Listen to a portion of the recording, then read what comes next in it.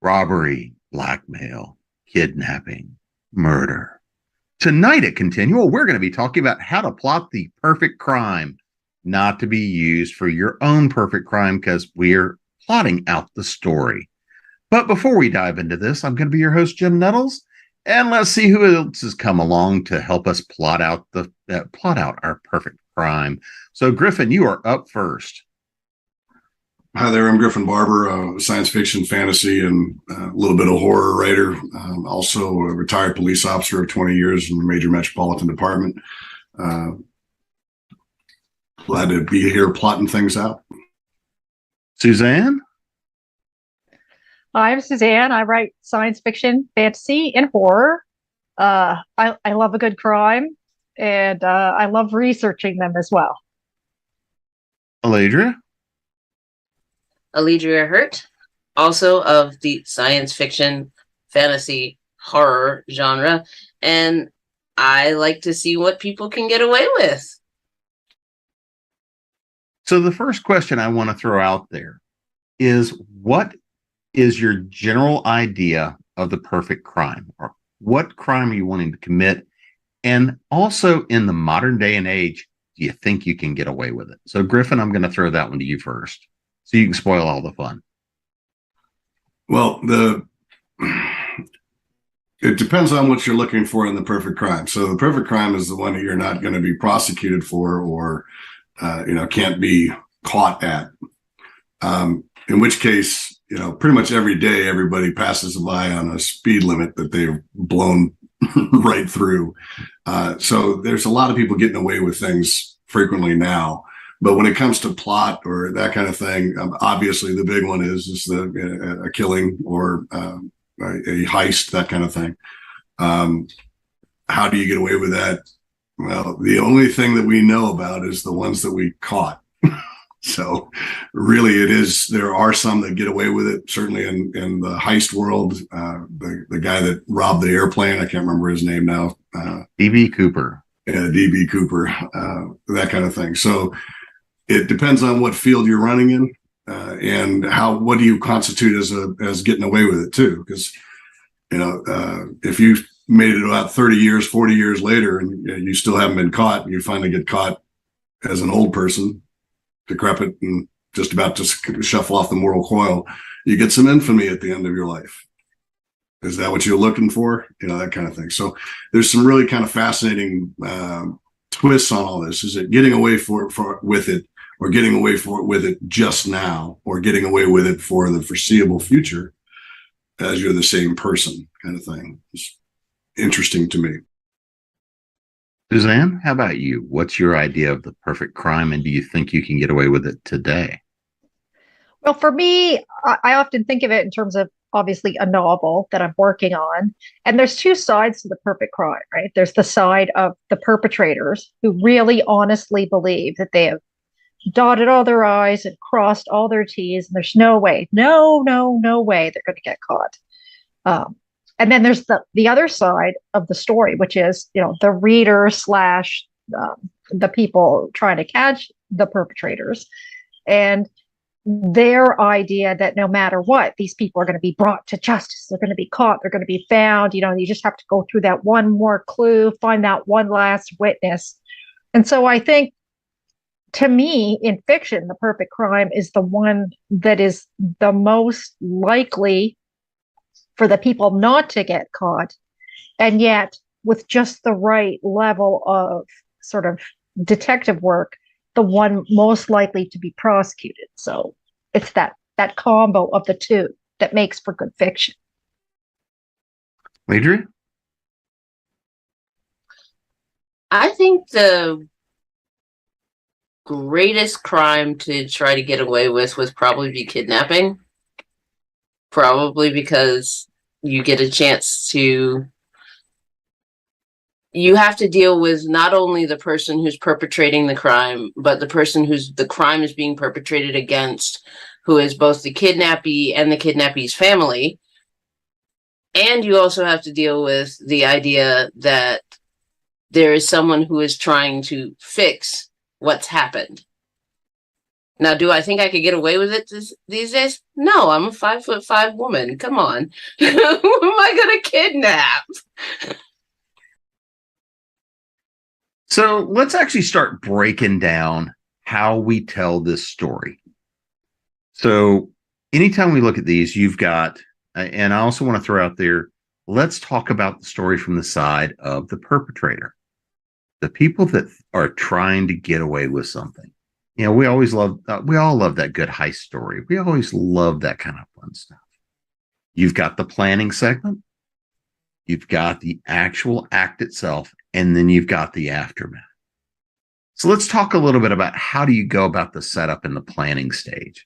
So Suzanne, what does the planning look like for you? If you're setting up a book and you're trying to set up that perfect crime story, what does that look like for you? For me, I think it depends on the crime in the book. If it's a murder, the setup is often, I start with the aftermath often rather than the planning. And it's only through detective work and interviews and that sort of thing that you start to get a sense of what planning went into it as you find the clues that are dropped along the way of, oh, you know, there's this one witness, or oh, there's this one receipt we found, or oh, this phone record that sparked some interest.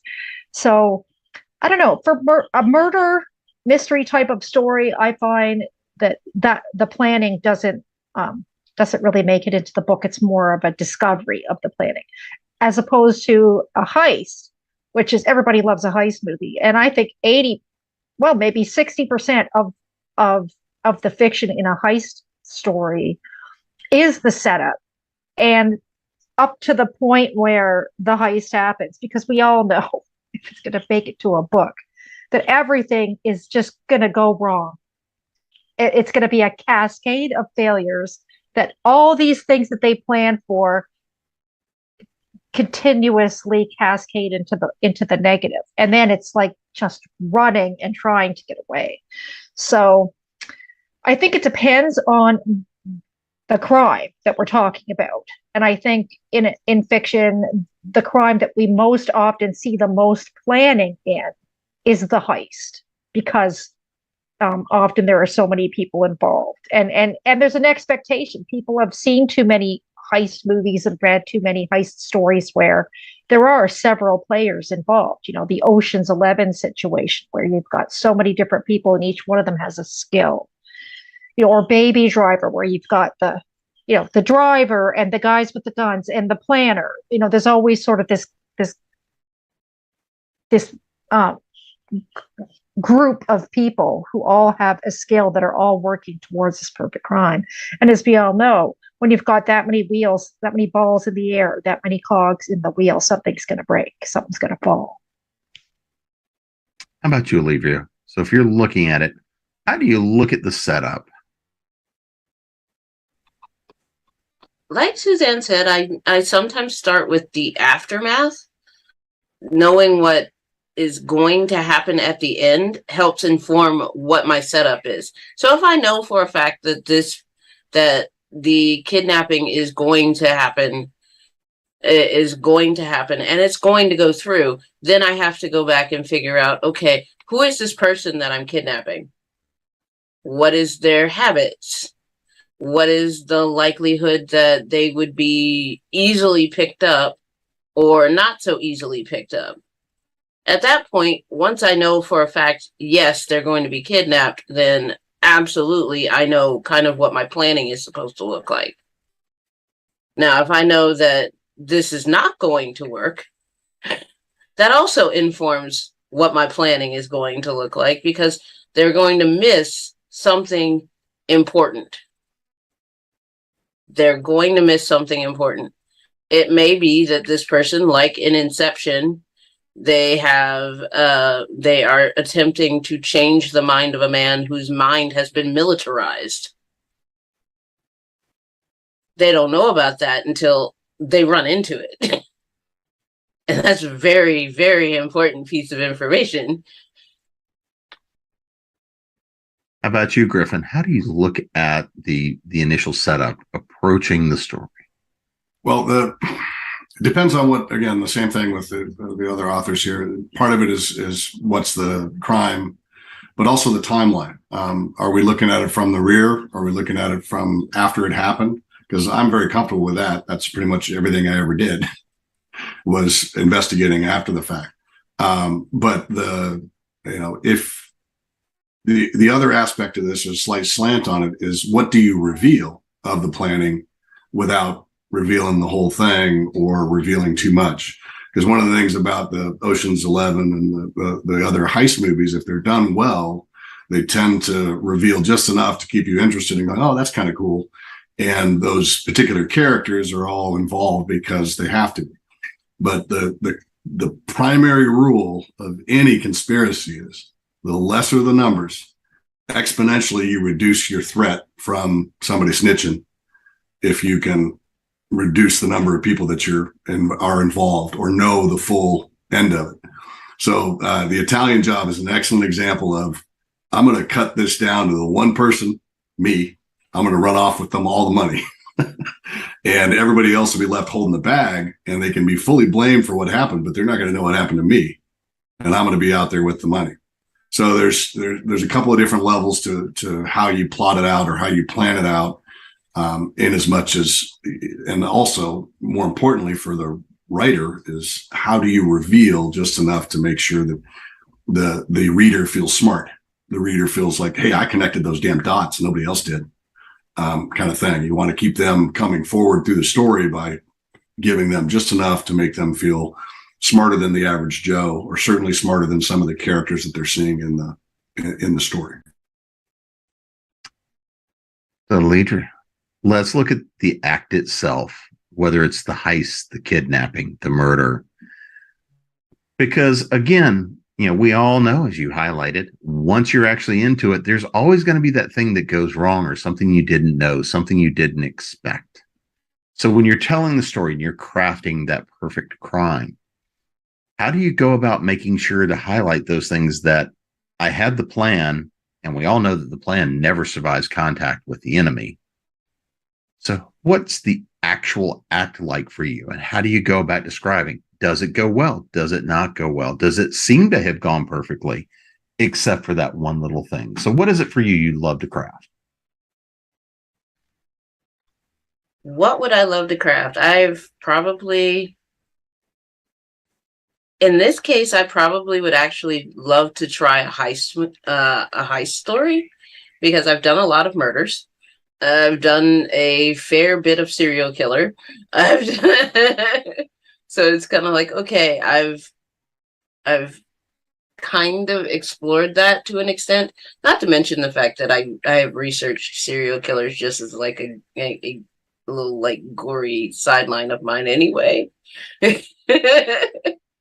But trying to describe a heist, and it wouldn't even necessarily have to be a heist of something like big. This could be like the 3-year-old who's making eyes at the cookie jar. I mean, it could be, if you want to go that small, or you could go as big as I want the crown jewels of England, which they did essentially in Sherlock. I think it also has to do with what's the point of the theft. That will inform how you describe it, what the interior motivations of your characters are, and what they think is important as both the heist, as the person who is perpetrating the crime. How about you, Griffin? How are you approaching the act, the deed itself? Well, that's where the fun is in a heist. I have a story called A Goddess in Red, which is about a necromancer who's participating in her first heist because she's the only one who can get away with it based on her powers, and having to be stuffed in a barrel for 4 days during the heist so she can get out of the barrel and go ahead and go about her business. So maintaining that proper tension of the excitement of this. Could this happen? Will this work out? Did it actually work out the way was intended to work out, the planning phase, that kind of thing, which is, you can, again, have to reveal as much as possible to keep people interested in, but not so much that you give away the whole thing. And then during the act, there's got to be the stumbling blocks, the occasions, the occurrences that prove challenging to the planning and to the characters, and oftentimes for different reasons. So yeah, it's my personal favorite. I love heist stories. And The Goddess in Red is one of my favorite stories that I've ever written because of that. But the end of it, the end result of the heist also can be slanted to be a great reward or not quite the reward they were expecting, kind of thing. How about you, Suzanne? How about doing the great deed itself? What I love to do in fiction is have a couple of characters who are involved in the deed, and each one of them has a secret that the other one doesn't know. But the reader knows about both of those things, right? So the reader is very aware of what the characters don't know about one another. And as we get closer and closer to that moment, when the crime happens, the heist happens, the murder happens, if you can somehow find a way to have one of the secrets revealed at the same time, so that not only is the reader having that moment of, oh, finally, they finally figured this out about each other, but that thing that they find out is one of the things that causes the crime to go horribly wrong, so that you've got all these pieces coming together for extra tension. I really like being able to do that. It's not always possible, and but it's more fun because it's so satisfying for the reader to have that moment of everything revealed and everything going wrong at the same time. Yeah. So, Griffin, we take a look at talking about then the grand deed or the aftermath. Everything is done. Are you wanting them to think they've gotten away with it clean? Things may have gotten a little messy, but we're gotten away. Or do you want them to feel like they know that, oh yeah, we're busted, we're in trouble? Well, that depends really on the end state you're planning for your characters, and if it is like the end state for. I really don't like stories without a resolution. So generally, yeah, they're going to know one way or another if they're effed, but they won't necessarily be able to dictate in what fashion that's going to happen, that kind of thing, unless the planning has already indicated that they will. Again, going back to the same story, the heist is perpetrated at the behest of a priest of a thief god, and they're prohibited from being violent. Well, the necromancer doesn't have any such prohibition, and is betrayed by the priest of the thief god, and therefore the goddess in red is red vengeance. But her betrayal is not necessarily entirely associated with the crime and the heist. It also comes back to her later on. So there's a lot of fun to be had in those spaces where you decide the outcome is based on a moral factor, a character flaw, a planning flaw, or all of the above, or just the opposite, the quality of the opposition. And the most exciting is like Suzanne was saying, is that if you can combine a lot of these things into a single shot, you're hitting my wires anyway to make me go live and want to participate in reading more of the story. Suzanne, how about you? How do you want to play out the aftermath? To me, I like it when a series of things create tension in the aftermath. So sometimes it's a ticking clock, so they have to be somewhere by a certain time, or things will get worse, or someone's going to die. The classic in the kidnapping scenario, they're buried in a drum. There's only so much air, so there's that ticking clock. Are they gonna live? So the ticking clock can add tension to the story, and I also like it when you have these moments of epiphany for both sides, for the perpetrators and the detectives, where some huge development happens that gets them closer, in their opinion anyway, to resolution, but perhaps the reader knows something else that makes that not true. So again, you've got that piece where the reader knows something, but the characters in the story don't know it. And that adds just that little more tension again on top of the ticking clock, on top of the, the chance to resolve it quickly before, they get caught or they die or whatever happens to be. Yeah. How about you, Alledria? How do you look at that big finale, the afterwards, trying to figure out what's going to be happening next? So what do you like to tell in the story? I think my favorite thing to do in the aftermath of a crime is to make the perpetrator have to make a choice. Do they get what they want, or do they get what they need? Like, say, in a situation where you've managed to steal the jewels, but you've also managed to get yourself poisoned along the way. What is your choice? Do you choose to have the short-lived glory of having the jewels, or do you choose to lose the jewels in order to prolong your life? At what point, what is your choice? And I think that can add a level of tension to what's going on, as both Suzanne and Griffin have said. It's one of those things where you have to stack things. When you stack things up on top of each other, and then pull the leg out, and all the dominoes come clattering to the floor, all of a sudden you have made something that is much more satisfying. So what about looking at the other side? The person that's chasing the perpetrator, be it law enforcement, or be it the mobster that just got robbed, the casino owner, whatever the case may be. What about the other side when they're pursuing the investigation and pursuing that piece of it? So, Suzanne, how do you like to look at that side of things with pursuing the perpetrator? Well, I think all good crime novels have a detective or a mobster, whoever it is that's chasing the perpetrator.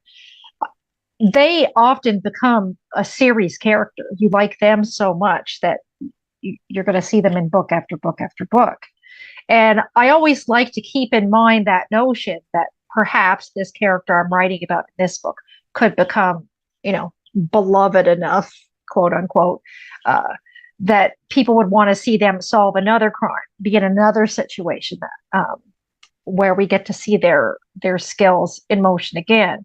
And because of that, I always want that character, the detective or the mobster, whatever, to have a really strong character arc, so that they're going to be confronting something while they're chasing the bad guys. They're going to have to confront something about themselves that forces them to grow, perhaps in a way that they didn't really want to grow. But if I can find that one thing in their character that will become important for their growth, and then will be something that will be even more beloved in the next book, some skill that they learn, some personal history that's unveiled, whatever, that really makes the reader want that closure, as Griffin was saying, to want the resolution, to want the criminals to be caught, and then you're just so much happier for the person, the detective, whatever. You're just so happy that they managed to solve it. How about you, Alledria? How do you like to approach the pursuer? Well, like Suzanne said, you want them to have a strong arc. You want them to grow over the course of the story, because it gives the reader somebody to root for. Of course, if you're doing this specifically from the perpetrator's point of view, maybe you want the reader to root for the perpetrator.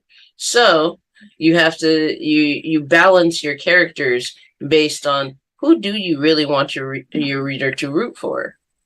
If you're having them root for the person who's doing the chasing, absolutely you want to build them in such a way that they're easier to love than your perpetrator. Although I will say I am 100% team villain in most cases. So Griffin, how about you? So now we'll put you on the hot spot because having been the pursuer, who are you pulling for as well? But how do you like to pursue the antagonist? Well, it really does amount to which side are you following for this story? The protagonist. One of the things that was taught to me by a sergeant that I had is that today's victim was yesterday's suspect. And when it comes to street shootings and stuff like that, it's generally pretty true. So one of the fun things to apply this to, which is a horrible thing that's a truth on the street, but a fun way to apply that to your fiction is your characters all ought to be believable. They all have to have reasons for doing what they do. So if they stole the money that they have or the crown jewels or whatever it was that they have, then that makes it a lot easier for your group of criminals to steal their stuff anyway, because they're obviously a bad person because they stole it in the first place. So then that's the Italian job again. The guy steals from them and they go back and they do the whole heist again and they do it against the guy that participated in the first heist. But with regard to the pursuer, is that if your pursuer is just a white knight, or they're that's all they're doing is trying to pursue the bad guys, you got to make sure that the bad guys have a good character story. Team villain has to have a really good backstory. And again, how much you reveal of that is up to you. That is going to draw the reader forward to keep going. Hey, I got to have that next breadcrumb about why is this guy such a raging? Why is that they're this way? So I can dig into what it is that might make the psychology of this character work. The vast majority of the crimes are not pre-planned or anything else like that. They're heat of the moment. I got to do something. I feel like I have to do something, or my response is triggered. My fighting response is triggered, and I'm just going to fight. We have the benefit of being able to kind of plan everything out and look at it all and see how it all works out. But understanding that is the case allows us to actually, again, look at the character and go, okay, is this believable? Is this reaction believable to this circumstance? So let's say your protagonist, your investigator is following something along and they do some damage to something else as they're trying to solve it. And they kind of completely disregard the damage they did to that other thing in pursuit of the deal. Well, why is that? Why do they disregard it? Why are they able to disregard it? And what does that mean for your future stories involving that character, et cetera? So there's also in all of this, there's also, again, the timeline. Further down the road, there can be ramifications for things. As technology improves, if you get a ghost speaker in there and they start talking to the ghost of the person that you murdered and got away with it, is that going to change things, the dynamic in the next story kind of thing? So there's all sorts of fun to be had with the protagonist and the antagonist based on how characterful you make them. Are they believable as characters? Do they have a backstory? And how you reveal that. Let's start diving a little deeper into some of the details. So if we look at kind of the aspects of any given crime and we look at investigative procedures and how we run and track people today and everything else, is it a lot harder to tell a story set in, say, 2022 than 1980? Because we've got, DNA, we've got a lot more advanced forensics, we've got cameras everywhere, cell phones. Everything is being tracked everywhere all the time. So does this just change your story? Does this make it a lot harder to tell the story? And how do you deal with the technology and all the different tools that are at hand? So Alledria, how do you deal with it? Well, one of the ways to deal with it is the simple fact of what does your character have a tendency to use? And if you're as a protagonist who is doing the chasing, you may be using more technological means. But if your antagonist is essentially a Luddite, they would not necessarily be as easy to track through electronic means. And I'm reminded of a Calvin and Hobbes joke about how his dad was going to get dragged kicking and screaming into the 21st century because he still believed in using cash so that he couldn't be tracked. Griffin, how about you? Well, the biggest single thing that prevents people from being tracked for DNA and all that kind of stuff is not getting caught and prosecuted successfully. So, you can leave your DNA all over the place and get away with it for years. And in fact, could I tell a little story? Sure. So, horrible scumbags grab a young sex worker off the streets of my city, take her to another city, and repeatedly sexually assault her and attack her. This was 15 years ago, 16 years ago. 10 years later, I get a subpoena to go to court because one of in the report, she had said that one of the suspects had "fast pimpin" tattooed across his belly. She was a cooperative witness. She gave us the rape kit, etc. We did all the things necessary. But 10 years pass and I get a subpoena finally. This guy had been arrested on other charges, convicted on other charges, at which point in the state of California means that they take a DNA sample.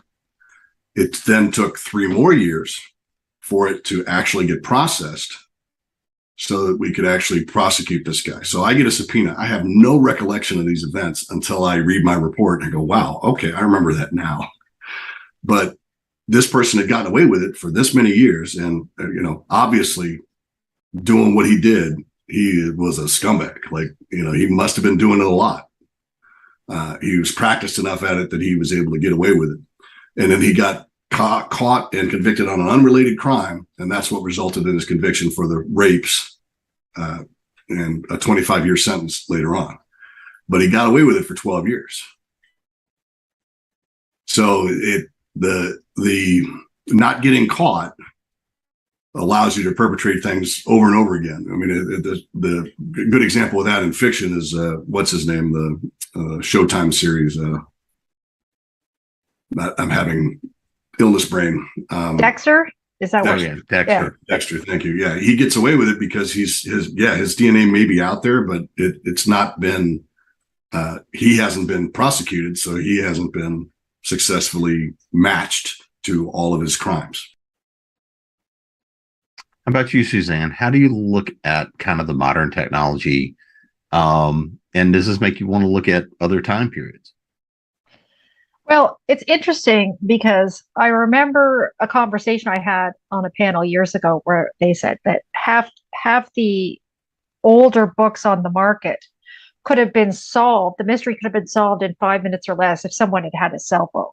That notion of if only they had a phone, this could have solved the problem. So I think there are some situations where the perpetrators of the crimes really have to be better at and more aware of the kinds of forensics that exist to make sure they're not leaving fingerprints, they're not leaving DNA, they're not, they're using burner phones, so their calls can't be traced. There's no footprint on social media that could lead people to accuse them, that sort of thing.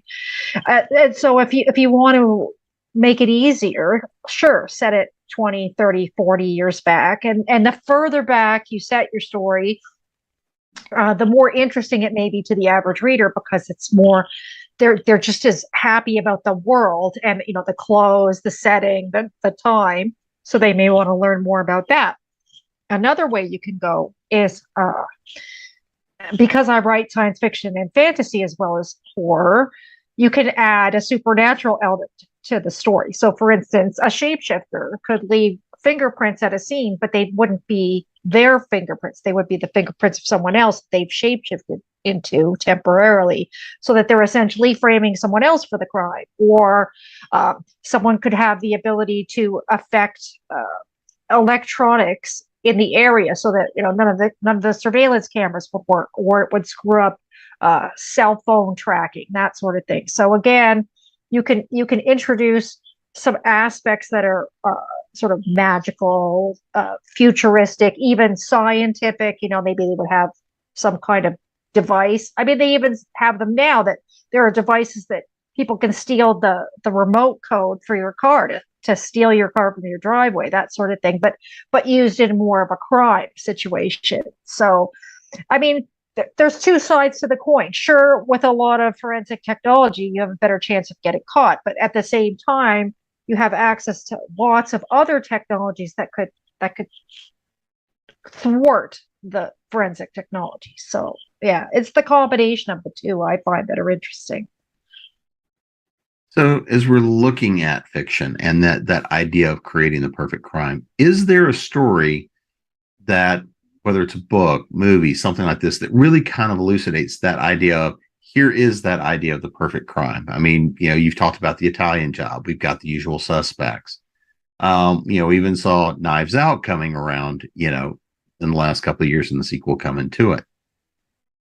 Is there one for you, Griffin, that really says, yeah, this is a great story and a great model for that perfect crime? Well, yeah, you stole my thunder with the Usual Suspects is the finest perfect crime ever.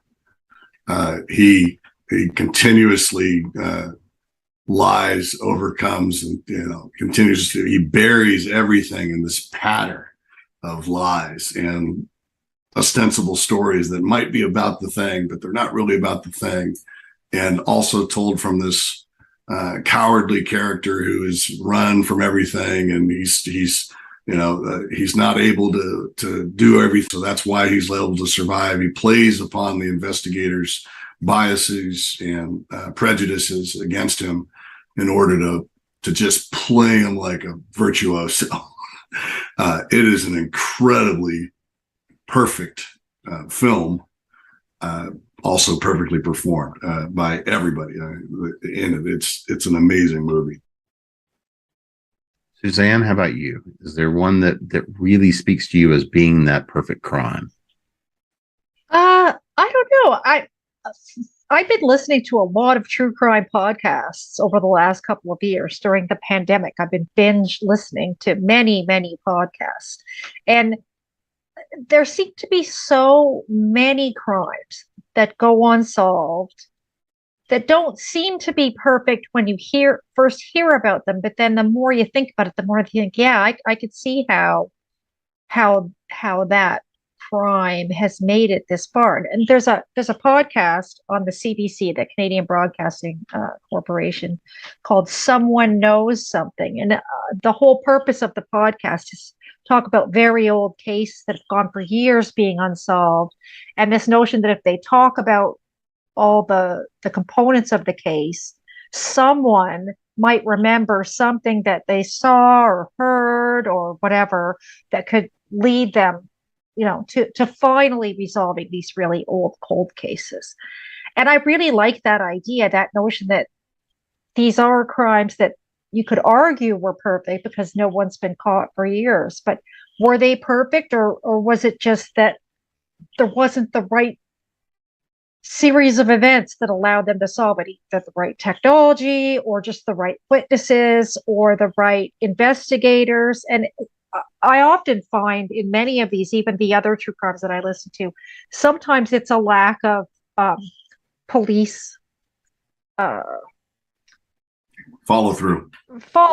Yeah. Or just like, there's this whole thing that's been going on for years in Canada of missing and murdered Indigenous women. And often their cases aren't treated with the same sort of gusto as if it was a rich white man or whatever, instead of a poor Indigenous woman, that more resources go towards the solving of the crime. So I think listening to true crime really, and cold cases, those kinds of activities give you a real sense of how a perfect crime really could be pulled off simply because of a series of events that were involved in the story, in the event. How about you, Alledria?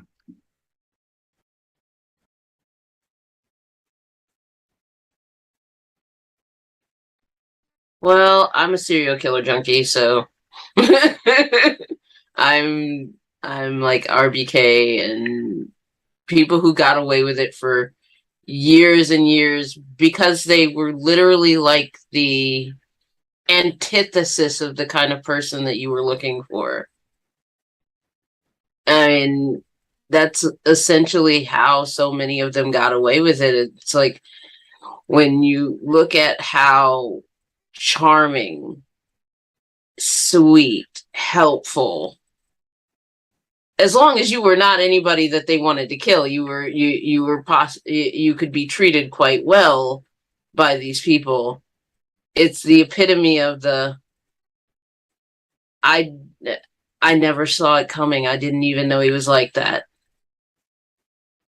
That's the kind of thing that makes me go, that could be a perfect crime. Well, and so let's actually talk a little bit deeper because again, every story is about the characters. It's about the people. It's about who are you meeting? Who are you interacting with? What are their strengths, their flaws, their motivations? So if we're looking at that true crime kind of story, or if we're looking at that for inspiration, or we're working it into fiction, what are the kinds of characters that you want to work into the story for the reader? And again, it depends is always the answer. But for you, Suzanne, what are the kinds of characters you like to work into the crime fiction? Well, I often like to have opposites working on the solving of the crime. In one of the books, I have a woman who's a police detective sergeant, and I have a man who is further down in the police force, not as sort of prevalent and important, but he's also a demon, uh, you know, hiding as human amongst humans. So they're sort of opposites in that, the woman, the man, the human, the demon, the high ranking versus low ranking. If you have people as different as possible working on solving a crime or perpetuating the crime or perpetrating the crime, uh, that difference can often be what makes them stronger and what makes them more interesting to the reader, because you're constantly seeing this oil and vinegar thing going on, and you just want to see how it's going to turn out. Like, are they going to kill each other just trying to figure this out because they're so different? They're never going to agree on anything, or what's going to happen. So I find, yeah, if that answers your question, that sort of addition of differences can really make a difference in the characters. How about you, Alledria? So if you're working with your characters, who are the people that you like to bring into this kind of story? I am a big fan of the fish out of water trope. The person who doesn't really know what they're doing, but is yet somehow possibly able to pull this off. I like the overly competent person who is the opposite of who is their opposite, because of course you have that you kind of play with the fact that yes, they are exceptionally competent in this one area. They're not very competent in others. It's almost like the old adage, common sense is not that common. And then you have that one person who basically would have the ability to fix it if they actually had their act together, and they don't. How about you, Griffin? Who are the people you like to throw at each other? Well, haven't actually experienced the fact that a lot of really, really, really good, tenacious investigators are absolute dicks because they are singularly focused on one thing. So what Alledria said is perfectly on point. And it's awesome because then what Suzanne said as well is that sometimes you need the dick interpreter. What was that you're saying? Oh, let me interpret for him. That kind of thing. So, but beyond that, just within the genre of fiction writing, as far as it's concerned, is being able to have somebody to go, well, why are you doing that? The fish out of water that Alledria also talked about. Why are we doing it this way? Which is what every rookie cop has ever said, ever. He may not actually say it, or she may not actually say it to their supervisor, but they'll say it to somebody like, I don't understand why we're doing it this way. Well, because it's actually proven to be successful at some point. So there's a lot of fun to be had there. It again draws the characters, draws the reader in, keeps them focused on the characters. You can also have a lot of good tension between the characters while they're still trying to resolve this. We still want to find out, is the demon going to pull the rug out from under the human sergeant because this is a demon thing and you shouldn't be messing about with it, that kind of stuff. So there's, whatever the story requires is the characters you want to kind of plug in there. But those characters, again, they have to be well-rounded. They have to have reasons for doing what they're doing. You can't just, throw it at the wall and see what sticks, especially if you want to have a long-term relationship with these characters that's going to prove successful for the readers. And just to add another cliche, there's no honor among thieves. If you have a lot of sort of the bad guys, the perpetrators, that are all secretly stabbing each other in the back whenever they can, that can also add some really good tension between the characters. So let's talk a little bit about the bad guys. What are the things that you want to see coming out of them? So, Alledria, for you, what do you want to see come out of your bad guys, your perpetrators? I want them to be competent, but I want them to still have flaws that cause them to fail. Because, of course, if they're competent and they succeed, it's not as much fun for either the reader or me, really. Because when I'm writing, I want it to be fun for me. And that I'm sorry, I have cat. So what's that favorite flaw you'd love to see undo the perpetrator? Oh, I think my favorite is the womanizer trope. The guy who's like a pretty girl. I have completely lost whatever I was supposed to be doing because pretty girl just walked by. It's like the woman in the red dress from the Matrix. All of a sudden, I don't care that I'm about to die. I'm too busy looking at the pretty girl. Griffin, how about you? What is it you like out of your perpetrators? What is it you like to put in the mix? Reasons. I like to see reasons for what they're doing. If the reader doesn't have to know them all at once, but I need to know them when I'm writing them. Because again, why are they doing this? Because, one of the things is that if somebody's running around murdering a whole family, why are they doing this? And they're just evil. They're vile. And then you find out, well, hey, they're trying to defend their family from the murdering of the other family. That's part of the reason why Game of Thrones worked. It's because while everybody was kind of a scumbag, there were reasons why they were being scumbags to one another and across the family divides. So reasons. I want to have reasons for everything that they're doing, even if that's just that they're an effing human shark with dead eyes and they're solely a predator. I want to know that that's what's going on and why that might be. So if their upbringing was all jacked up, and that's why they're a sociopath, I want to know that. How about you, Suzanne? What is it you want to see out of your perpetrators? Well, I do like the perpetrator that is very smart, but usually is so arrogant that their intelligence is is defeated by their own arrogance because they believe that they're smart enough to get away with it and it's so much so that they drop the ball somewhere.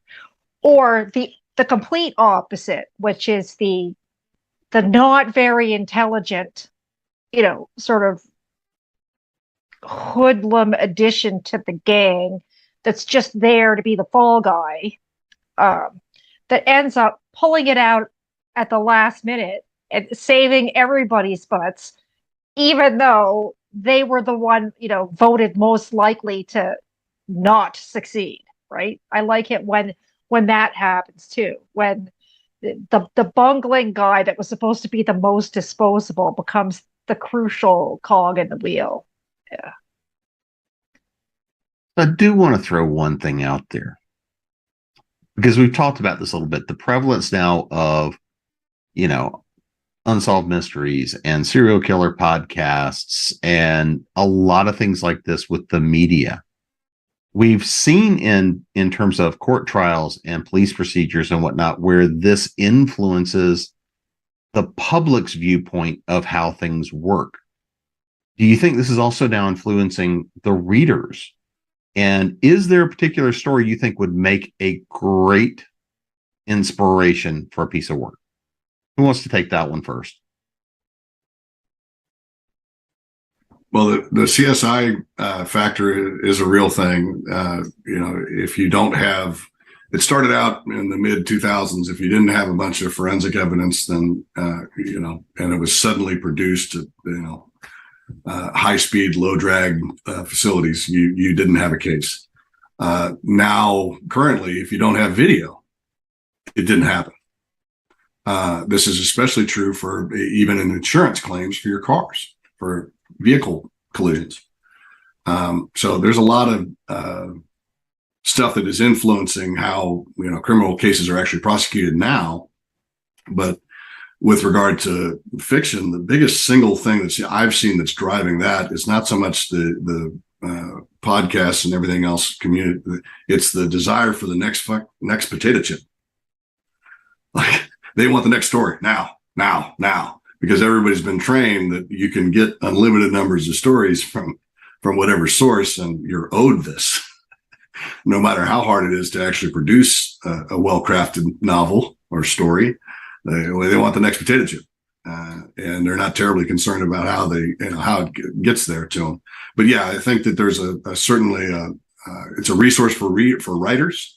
It's also a resource for readers to get smarter, so that you have to work a little bit harder to be better, which is good, I think, when it comes to, the craft. Suzanne, how about you, since you're consuming them voraciously?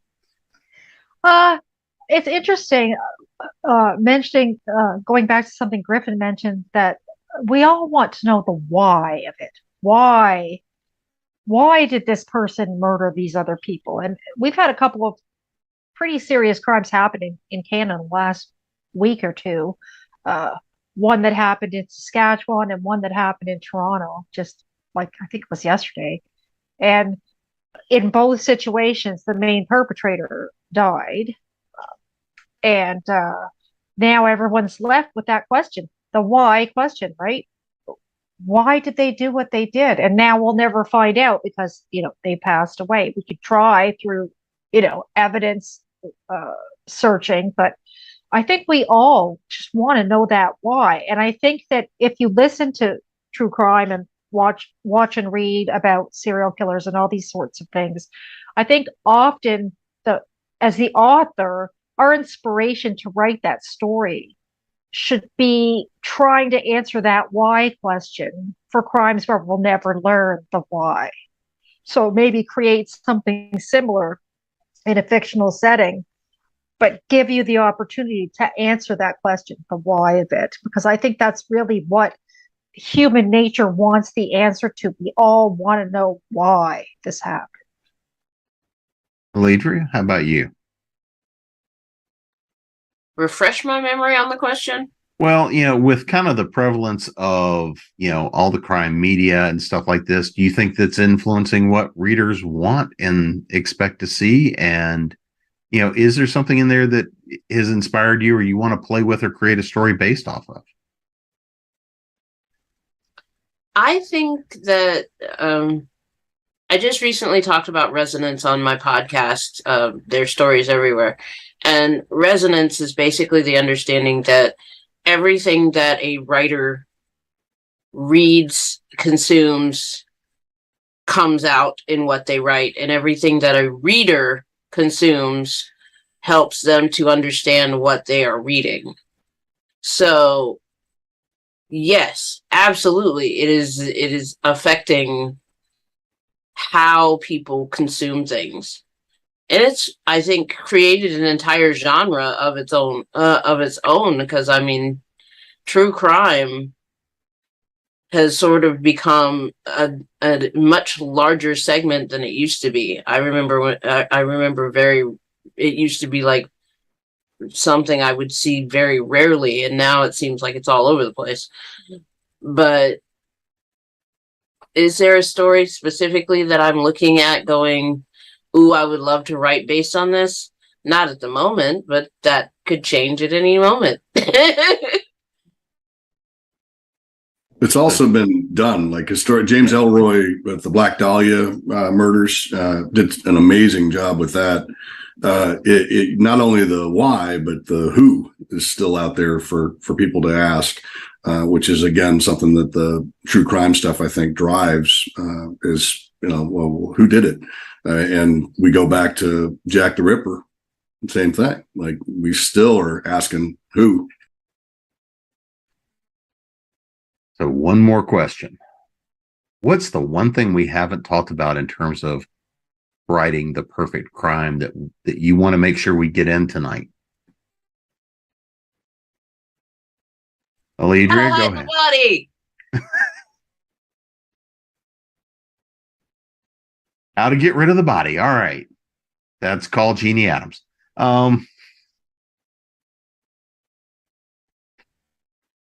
Suzanne, how about you? What's the one thing we haven't hit on tonight that you want to make sure we touch on?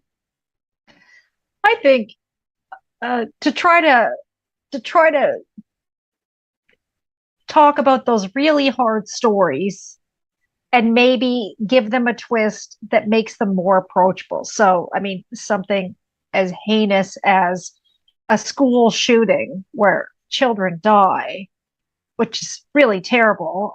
I don't want to sensationalize it in fiction, but finding a twist that would make it easier to palate and give people a chance to get some closure to answer the question why. So maybe do it from a perspective where rather than children, they would be, creatures from another planet, or, you tweak it just enough that it's still as terrible as someone randomly shooting children in a school, but it's just different enough that people will read it without feeling such grief that they can't even get through the pages. So that kind of story, just to give them that sense of getting some closure as to why it happened.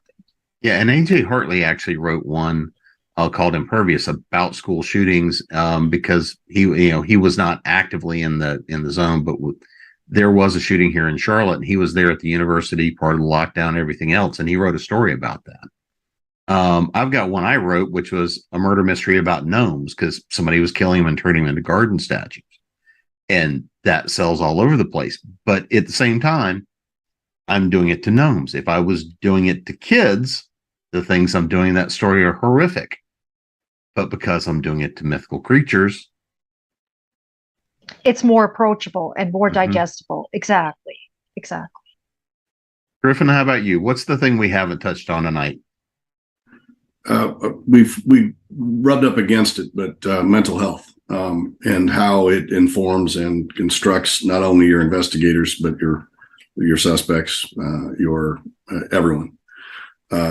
There is such a thing as a limited shelf life for an investigator in certain cases.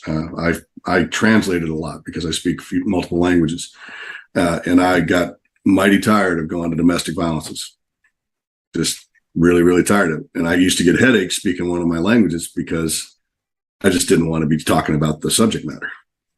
So the investigator and or the suspect who realizes what they're doing is damaging them, or one more time, just so I can handle it, that kind of thing, so I can get out from under the situation, and to see people looking at their mental health or their situation and why they're doing stuff is, for me, hugely important.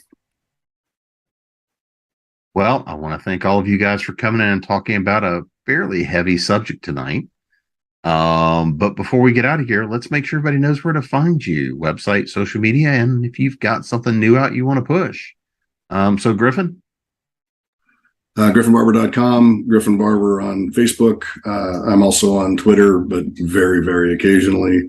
Instagram as well, Griffin Barber author. And I have a number of anthologies coming out, or short stories in anthologies coming out in the next year. The most recent of which was actually a No Game for Nights, a noir anthology with I co-authored another Second Chance Angel or Last Stop Station story with Casey Azell with that.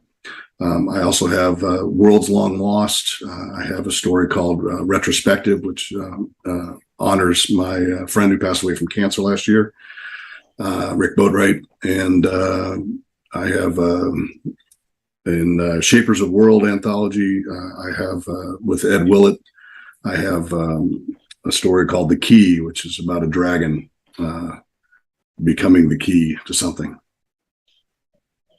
Suzanne, how about you? You can find me at SuzanneChurch.com. I'm on Instagram at Suzanne.Church. I'm on Twitter as Canadian Suzanne, because that's kind of been my mantra. I'm the one token Canadian in a lot of spaces. And yeah, I had a cyberpunk fairy story come out recently in a cyberpunk fairies anthology. I can't remember the name of it off the top of my head, unfortunately. And I'm going to be going to World Fantasy in NOLA in November. So if anybody's going down to New Orleans, look me up. I'll be there for World Fantasy Con, and that's about it. Alledria? AlledriaHurt.com. I am starting to come back to social media. But anyway, if you can spell my name, you can probably find me. I'm literally considered by Google to be a one and only. And I've had the pleasure of being your host tonight. You can find me at jamespnettles.com, authoressentials.net, authoressentialsworkshops.com, the speculative-fiction-academy.com, and of course your ConTinual. And we will see everybody again soon. Go bury the bodies. Night, everybody. Good night. Thanks for having us. Yep.